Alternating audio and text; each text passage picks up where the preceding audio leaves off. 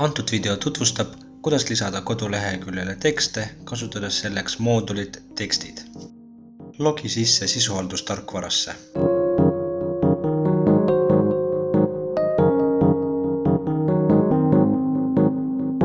Ava moodul tekstid ja vajuta nupule lisatekst.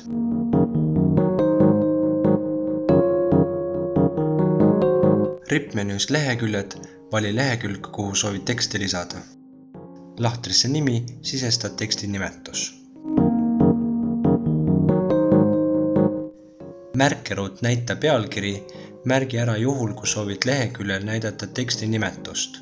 See on kasulik juhtudel näiteks, kui ühele leheküljele on lisatud mitu teksti. Pannes linnukese märkeruutu näita nimetuste nimekirjas, tekivad veebilehe ülemises osas viited. Need viited viivad vastavatele tekstidele. See on kasulik nendel juhtudel, kus soovid ühele leheküljele lisada mitu teksti.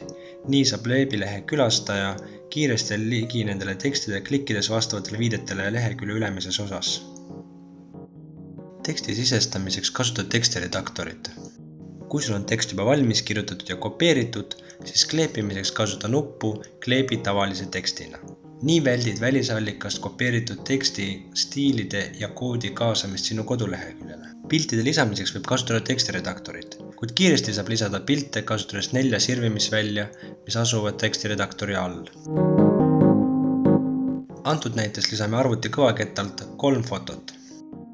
Kasutades fotode lisamiseks sirvimisvälju, pole fotode suurus oluline. Sisuhaldustarkvara teeb ise suurused parajaks. Kuna fotode failid võivad olla üsna mahukad, siis salvestamisprotsess võib võtta veidi aega. Kontrollime veebilehel, kas salvestatud tekst ja fotod said ilusasti lisatud.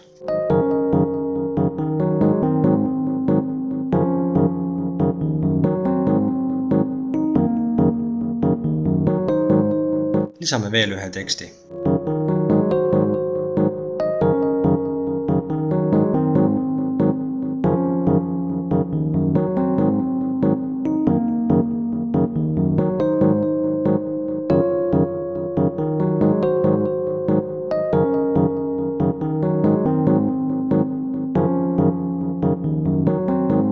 Antud tekstile lisame ka video. Videofail peab olema VLV formaadis.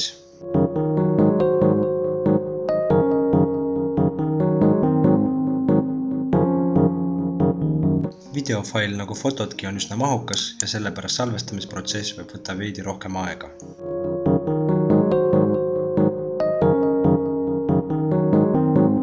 Peale salvestamist kontrollime veebilehte.